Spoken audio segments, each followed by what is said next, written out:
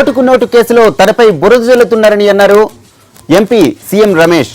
ఓటుకు నోటు అసలు కేసే కాదన్నారు. ఏసీబీది గొప్ప ఇన్వెస్టిగేషనే కాదంటున్న సీఎం రమేష్ అసలు యాక్షనే లేని దానికి రియాక్షన్ ఎందుకు అంటున్నారు.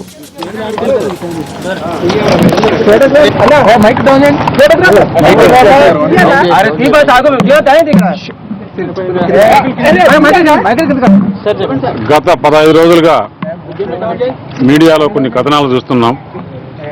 పర్టికులర్గా కొన్ని మీడియాల్లోనే రోజు ఒక స్టోరీ పెట్టి రోజు ఒక అలజడి సృష్టించి ఈరోజు నోటీస్ ఇస్తున్నారంట, ఈరోజు వీళ్ళని అరెస్ట్ చేస్తున్నారంట, రేపు వీళ్ళని అరెస్ట్ చేస్తున్నారంట. ఇదంతా రోజు చూస్తున్నాం. అసలు ఇది జరిగిందంతా మనందరికీ తెలుసు. ఏమి జరిగింది? ఎలక్షన్ అనౌన్స్ చేసిన తర్వాత ఏదైనా ఉంటే ఎలక్షన్ కమిషన్ పరిధిలోకి వస్తుంది.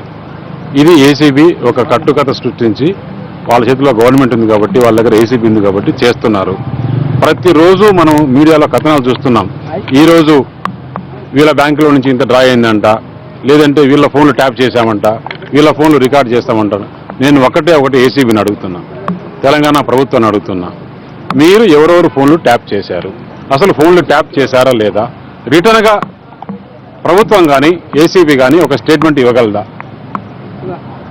ఫోన్లు ట్యాప్ చేసినామంటే ట్యాప్ చేసినామని చెప్పండి, ట్యాప్ చేయలేదంటే ట్యాప్ చేసినామని రిటర్న్గా నేను కూడా గవర్నమెంట్కి లెటర్ రాయబోతున్నాను. చెప్పండి ఎవరెవరు ఫోన్లు ట్యాప్ చేశారు ఏంటి అని. దాని తర్వాత ఈరోజు ఉదయం కూడా టీవీలో కొన్ని ఛానల్స్ చూస్తున్నాం. పర్టికులర్గా సాక్షి, టీ ఛానల్ ముఖ్యమంత్రికి నోటీసులు కొన్ని గంటల్లో ఇవ్వబోతున్నారు. ఏమైంది? లేదంటే సుజనా చౌదరి గారిని అరెస్ట్ చేయబోతున్నారు, సీఎం రమేష్ గారిని అరెస్ట్ చేయబోతున్నారు. నేను 15 రోజులుగా హైదరాబాద్లో ఉన్నా, మీడియా అందరూ సాక్ష్యం, ఇక్కడే ఉన్నా. నేను అసలు ఈ కేసు ఏంటి, ఎందుకు జరిగింది, ఏ విధంగా జరిగింది అనేది అందరికీ తెలుసు. హైదరాబాద్లో ఉన్నప్పుడు నేను ఇదేదో పెద్ద ఇన్వెస్టిగేషన్ కాదు, నా బ్యాంక్ అకౌంట్లోనా లేకుంటే నేను ఫోన్ మాట్లాడినాను చెప్పండి. ఏసీబీ మీరు నన్ను అడిగే బదులు ఓకే, మీడియాకు ఆతృత ఉంటుంది, అడగచ్చు, తప్పులేదు. ఇదే క్వశ్చన్ పోయి మీరు ఏసీబీ వాళ్ళ దగ్గర ఈ మాదిరి వదంతులు వస్తున్నాయి ఏంటి అనేసి అడగచ్చు కదా. అది జరగట్లా. ఈ టేపులు మొదటి రోజు నుంచి చూసాం. ఏ విధంగా వచ్చినాయి? ఏసీబీ వాళ్ళు డైరెక్ట్గా ఏసీబీ హెడ్డే మా డిపార్ట్మెంట్ రిలీజ్ చేయలేదన్నారు. ఒక ఇన్వెస్టిగేషన్ ఏజెన్సీ దగ్గర ఉండాల్సిన టేపులు టీ ఛానల్కు, సాక్షి ఛానల్కు ఏ విధంగా వచ్చాయి? ఇదంతా కట్టుకథలు. మీరే చూస్తారు ఏం జరగబోతుందో. నేను మీడియా ద్వారా ఒకటే చెప్తున్నా, మీరు ఎన్ని ఫోన్లు ట్యాప్ చేశారు, అసలు ట్యాప్ చేశారా లేదా? ఏదో ఒకటి ఆన్సర్ చేయండి. ఎందుకు మీరు దాచుకున్నారు? రోజు ఒక కట్టుకథ కల్లి సాక్షిలో మార్నింగే వేసేసి పేపర్లో కథ రాయడము, లేదంటే దానివల్ల నెక్స్ట్ డే నమస్తే తెలంగాణ తీసుకోవడం, లేకపోతే టీ ఛానల్ తీసుకోవడం. చెప్పమనండి, క్లియర్గా చెప్పండి అండి, రిటర్న్గా చేసి ఇవ్వనండి. ట్యాపింగ్ చేయకుండా కూడా ఇంకా కేసు ఎక్కడ ఉంది? ట్యాప్ చేయలేదు. అతను సిల్వర్ ఆయన ఇచ్చిన మామూలమ్మ వరకు, లేకపోతే ఆయన చేసిన రికార్డ్ చేసిన దాని వరకు చెప్పానండి. అదే ఎందుకు ఏసీబీని చెప్పానండి. ఏసీబీ కాదు ఇన్వెస్టిగేషన్ ఏజెన్సీ, ఏసీబీని చెప్పానండి. ఇప్పుడు ఉదయం నుంచి మీకు పని మైండ్ గేమ్ ఆడుతున్నారు అనుకుంటున్నాను. క్రిస్టల్ క్లియర్గా మైండ్ గేమ్ ఇది. ఒకవేళ తప్పు చేసి ఉంటే చెప్పానండి. అసలు ఫస్ట్ ఆఫ్ ఆల్ ఈ కేసు అనేది ఎప్పుడైతే ఎలక్షన్ నోటిఫికేషన్ వచ్చిందో ఏది కూడా ఎలక్షన్ కమిషన్ పరిధిలోకి రావాలి. ఎలక్షన్ కమిషన్ పరిధిలో లేకుండా ఏసీబీ వాళ్ళ చేతిలో ఉందని చెప్పేసి ఏసీబీ ఇన్వెస్టిగేట్ చేసి రికార్డు చేస్తే అవి మీడియా చేతిలోకి ఎట్లా వస్తాయి? ఏసీబీ అన్నా రిలీజ్ చేయాలి, లేకుంటే ప్రభుత్వం అన్నా రిలీజ్ చేయాలి. ఈ రెండు జరిగాయా? ప్రివెన్షన్ ఆఫ్ కరప్షన్ యాక్ట్ కింద కేసు పెట్టడం చెల్లదంటున్నారు కదా. 100% చెల్లదు.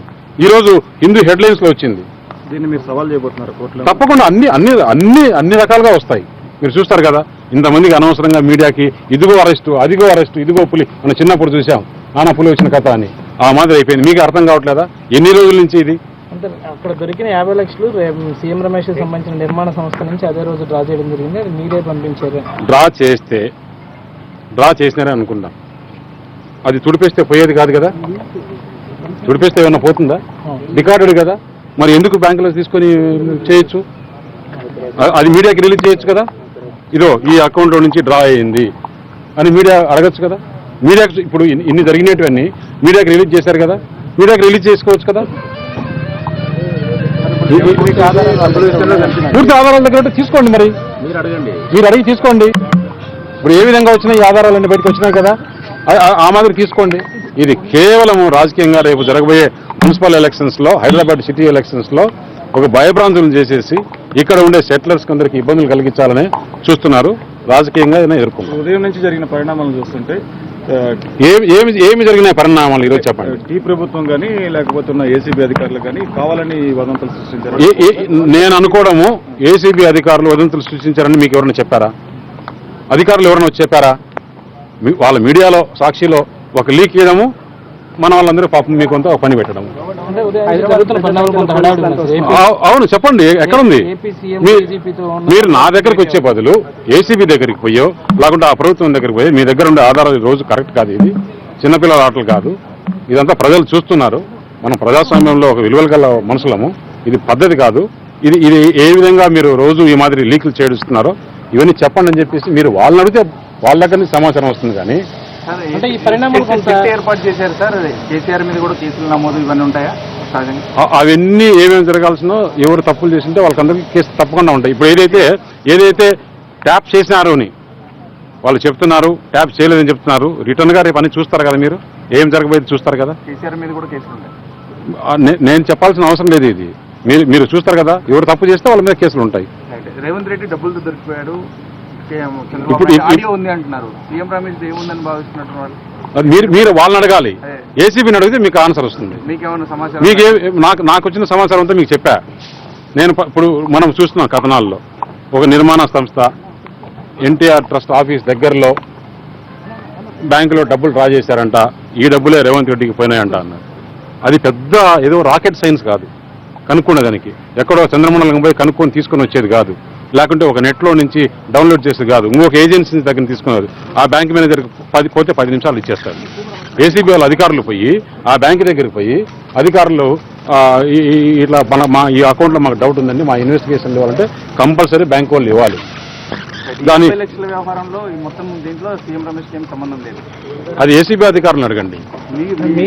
నాకైతే ఇది కేసే కాదు. అనవసరంగా కుట్ర పన్ని ఇటుపక్క గవర్నమెంట్లో హైదరాబాద్లో తెలుగుదేశానికి బాగుంది, రేపు జరగబోయే ఎలక్షన్స్ లో వీళ్ళని ఇబ్బంది పెట్టాలి అని ఒక ప్యానిక్ సిచ్యువేషన్ క్రియేట్ చేయాలని చూస్తున్నారు. అవి ఎన్ని జరగవు. ఈ తాటాకు సపోర్ట్లకు ఎవరు భయపడే వాళ్ళు కాదు. దాని గురించి మీరు రోజు చూస్తూనే ఉన్నప్పుడు దాని గురించి అడగడానికి వచ్చా, నన్ను గురించి అడగడానికి వచ్చా? అవును, రేపు ఆ ఎమ్మెల్యే బయటకు వచ్చిన తర్వాత కూడా ఏంటనేది తెలుస్తుంది. ఆ ఎమ్మెల్యే సమాచారం కూడా మనం వినాలి కదా. ఇప్పుడు ఫస్ట్ ఆఫ్ ఆల్ ఒకటి, సెబాస్టిన్ ఏదైతే స్టీఫెన్సన్ అతను ఒక ఫిర్యాదు ఇచ్చాడు. ఫిర్యాదు ఏ పరిధిలోకి వస్తుంది? ఎలక్షన్ కోడ్ ఒకసారి వచ్చిన తర్వాత ఎలక్షన్ కమిషన్ ఆఫ్ ఇండియాలోకి వచ్చేస్తుంది. వాళ్ళకి ఫిర్యాదు చేయాలి. వాళ్ళకి ఫిర్యాదు చేయకుండా వాళ్ళ గవర్నమెంట్ ఉందని చెప్పేసి వాళ్ళంతా ఒక కట్టుకథ. కానీ రేవంత్ ఏ విధంగా ఈ ప్రభుత్వాన్ని ఎదుర్కొంటున్నాడు, ఏ విధంగా